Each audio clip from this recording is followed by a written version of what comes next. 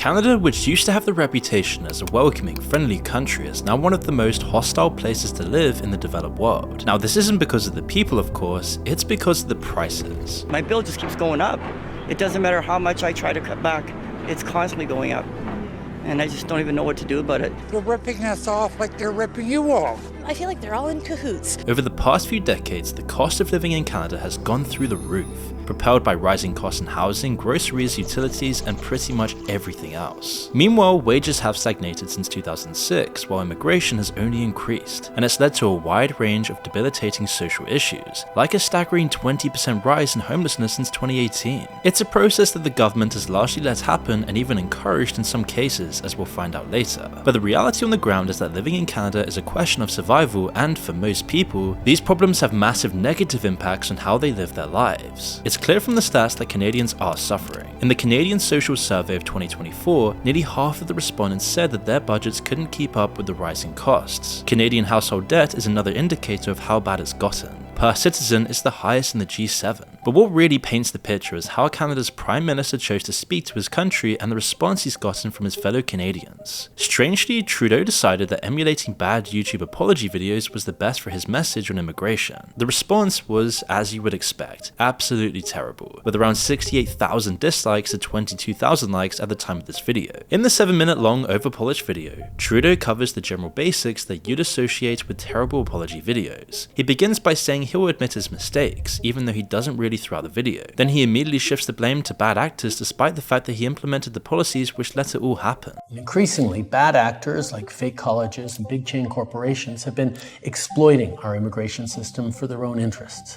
So we're doing something major. We're reducing the numbers of immigrants that will come to Canada for the next 3 years. The biggest fault with this press release, though, lies in the short section where he diagnoses Canada with a labour shortage. While Trudeau himself doesn't go into much detail about why this is apparently the root cause of Canada's problems, the video does use part of an interview with Dennis Darby, a representative for Canadian industry. He says while talking about Canada's industry that, quote, "We've had a chronic shortage of labour over the past decade. It's the #1 issue." So we think there needs to be more, and you need to continue to push that, push the pedal to the floor to bring more people into Canada. This moment has become a focal point in the overwhelming negative response to the video. And of course, lots of the top comments are just people that are astounded by how tone deaf the video is. One of them writes, "This is like someone who sets fire to everyone's house in the street, then sits them down for a serious conversation on fire safety." Another lays blame squarely on Trudeau's shoulders, saying, "People are mad because people born and raised in Canada can't afford to live. You've been talking about housing your entire time in office, and yet the problem has only gotten worse." But the video's insinuation that Canada's problems lie with a labour shortage has been particularly highlighted, with lots of comments denying that it's even true, let alone relevant. It's because it shows just how out of touch Trudeau and the establishment have become to regular Canadians' problems. To back up the point, they took interview quotes with CEOs and senior executives on the biggest problems that they're facing instead. All the while, Trudeau is acting like evil corporations are the real problem, while ignoring the fact that he's the one in charge of regulating them. The reality on the ground, though, is that there are plenty of jobs in Canada, but wages have stagnated, so they just don't pay enough to give people good lives or even keep them out of poverty. The unrelenting cost of living crisis in Canada has been disastrous for the country and its people. No cost is more impactful or substantial than housing, and it means that rising housing costs have been the biggest factor in the entire crisis. So there's no better way to see how bad things have gotten than by looking at Canada's largest city of Toronto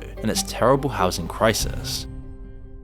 Before we continue, I want to tell you about our video sponsor. You see, if you're still carrying around a clunky, outdated wallet, it's really time to upgrade with Exeter. Known for inventing the first trackable wallet, Exeter is on a mission to upgrade all your carry essentials with smart, sustainable designs. Their wallets are super slim, half the size of a conventional wallet, but they still hold over 12 cards in cash. With Exeter's signature trigger mechanism, accessing your cards is as easy as the push of a button. They also feature built-in RFID blocking, which keeps all of your data safe on your cards from wireless skimming and theft. And on top of that, Exeter also uses environmentally friendly materials like vegan Italian leather and space-grade aluminum, making their products both stylish and sustainable. Plus, the solar-powered tracker lets you track your wallet's location directly from your phone. With just 2 hours of sunlight, you will get 3 months of charge, and you can even use the two-way ringing feature or receive separation alerts so that you never lose your wallet again. If you're looking for even more versatility, Exeter offers a range of add-ons, including coin trays, AirTag-compatible backplates, tool cards, and so much more. Their bundles, like the Key Case Plus aluminium card holder or the Parliament Wallet and Tracker card, they will provide you everything you need to stay organized and connected. And right now, Exeter is offering up to 55% off using the code MOON if you head to exeter.com/moon, and make sure to use the code MOON.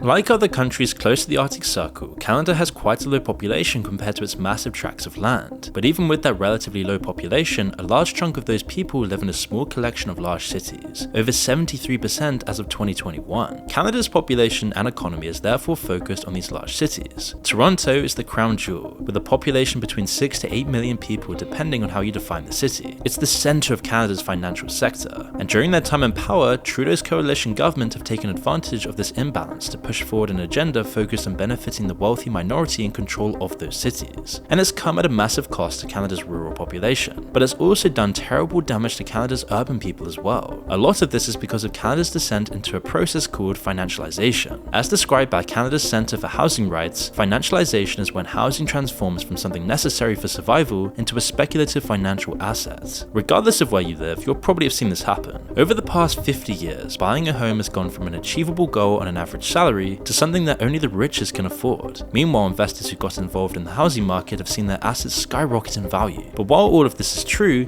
it fails to see the larger point. Financialization isn't just housing becoming a financial asset, it's the transformation of a whole society to increase the value of financial assets. Nowhere is this worse than Toronto, a city where financialization has been the cause of more than a 40% increase in home prices over the last 5 years alone. But as we'll soon find out, it's also damaged a lot more than just Toronto's housing market. The true cost of Canada's financialization is laid out in the book Critical Dialogues of Urban Governance, Development and Activism. While it's got a wordy title, the actual content is more straightforward than you'd expect. It's basically a collection of essays with some of them describing just how badly financialization has messed up both London and Toronto. Of course, we'll be focusing more on Toronto. As chapter 14 describes, financialization has lots of different causes, but one of the main ones is the relatively recent globalization of finance. Even 50 years ago, your options as an investor were mostly limited to your own country. You could invest in foreign companies pretty easily, but other foreign assets were much harder to get into. But that's all changed, and now if you want to put your money into foreign housing markets like Toronto's, you easily can. Banks have even created ways of storing the assets, which let you buy a share in a fraction of lots of other houses, rather than just one building or home. It was this process that led to the financial crash of 2008, but it's also changed the very fabric of cities as well. This is where Toronto and Canadian cities as a whole differ from other Western megacities. When the financial markets exploded over the past 50 years and their economic influence increased, Canada was ahead of the curve. Nearly all Western cities' economies have changed their focus from manufacturing to finance and technology.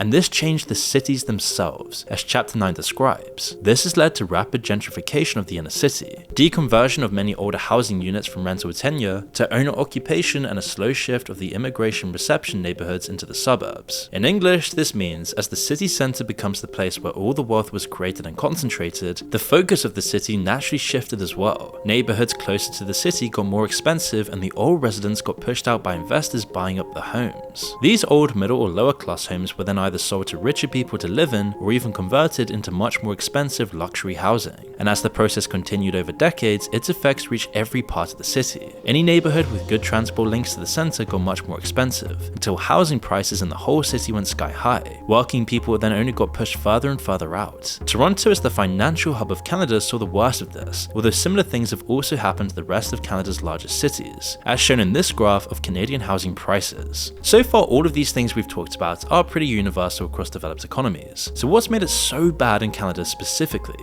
Well, the book we've been discussing so far analyzes all of this in greater detail. There's a few different reasons for why Canadians have been hit especially hard. First, Canada's welcoming of foreign investment into the housing market has been disastrous. For example, a report on Vancouver and Victoria's housing markets showed that over 6 billion Canadian dollars have been laundered and invested by multinational criminal organizations, and that figure will most likely pale in comparison to the so-called legitimate foreign investment as well. It was only a few years ago in 2018 that Toronto started taxing foreign housing market investment above domestic investors. But the problem is also with the policy and the central government. Canada went above and beyond other Western economies in catering to speculative investment in the housing market. Chapter 9 of the book explains how this happened in a few short steps. First, the Canadian government made sure that investors could get credit from the government pretty much risk-free with virtually no interest. The advertised reason for this move was to stimulate the economy with more private investment, but it didn't quite work out that way. Instead, the massive amounts of free credit and easy borrowed money created a gold rush for investors. They started bidding wars for homes, massively increasing the prices. A lot of this investment was focused on rental properties, either so that the rent could then be increased or just to turn them into second homes. And this brings us right back to reality, and the outstandingly poor rental market in Canada. Let's go over what we've just been talking about. Gentrification and the transformation of cities decreased the supply of rental properties. Foreign investment decreased the supply of rental properties. And finally, the Canadian government's decision to create a housing market feeding frenzy made things even worse. There have been plenty of other factors that we don't really have time to explore here, like Canada's welcoming of short-term lets. The Airbnb market in Canadian cities is absolutely massive, and each one is a home that could have gone to someone who actually lives there. But the results are the same.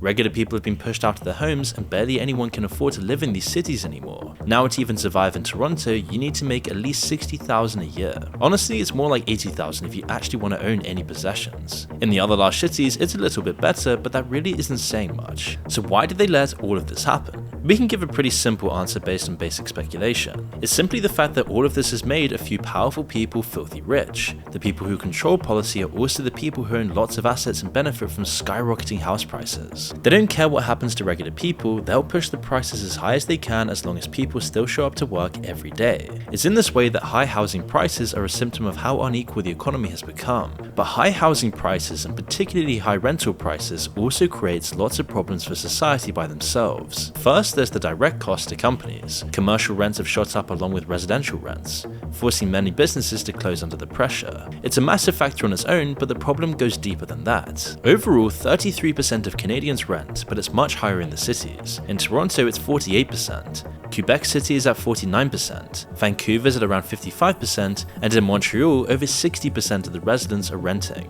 As the rents in all of those cities have skyrocketed in recent years, wages have also stagnated. In fact, they've even gone backwards compared to inflation and the cost of living. You can tell by looking at a stat called real GDP per capita, and it measures how much the average citizen of a country earns adjusted to inflation. So looking at it will tell you how much real buying power the average person really has. This is a graph comparing Canada's real GDP per capita to the USA's, and it's not pretty. It's not like people in the US are having a great time, but in Canada it's been getting even worse in the past few years. Now we're at a point where the wage problem has gotten so bad that across the board, Canadians have lower salaries than people from the US. It doesn't matter which state or province you compare. The housing crisis has also played a large role in this. People who are forced to spend over 50% of their paycheck towards rent don't have much disposable income. When all you can focus on is surviving, there's not much time for thriving. And this has a knock-on effect on the rest of the economy in a way that's hard to measure on paper. But the results are clear in practice. The nightlife industry has been hit particularly hard. Its recent struggles are symptomatic of the wider problem. A report by a research firm called IBIS World showed that over the last 5 years,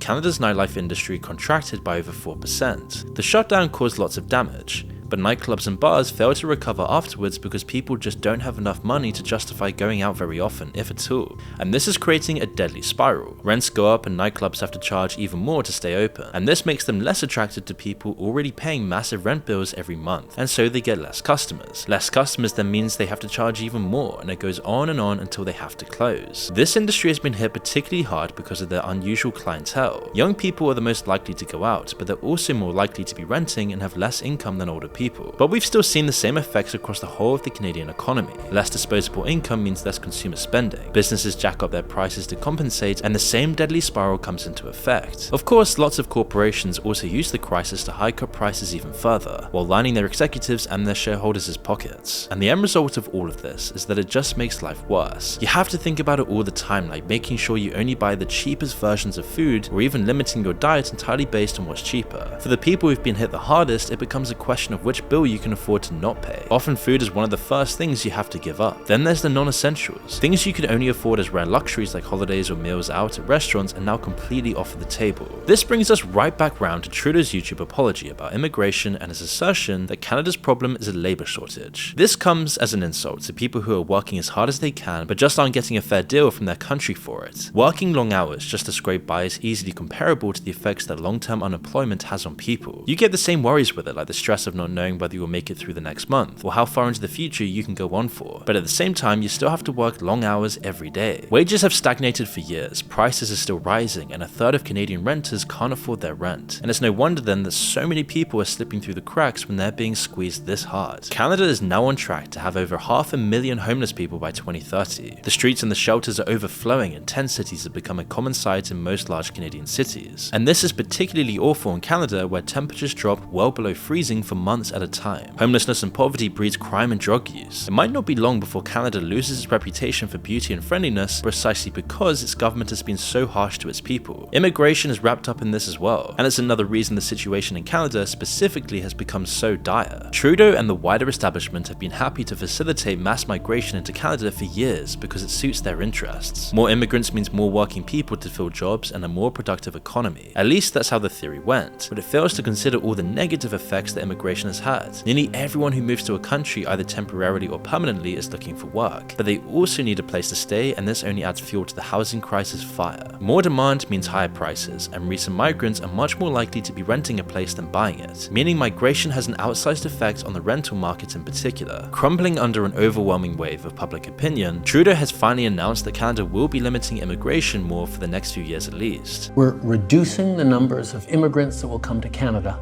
for the next 3 years. For lots of people though, it's a little bit too late. We can be sure that the move definitely has nothing to do with his upcoming re-election campaign and his historically low approval ratings. For a lot of Canadians at this point, any kind of change at the top would be a welcome relief from nearly a decade of the same government. But these long-term problems aren't going to reverse themselves anytime soon, and it could be a long time before Canada can get back on its feet once again.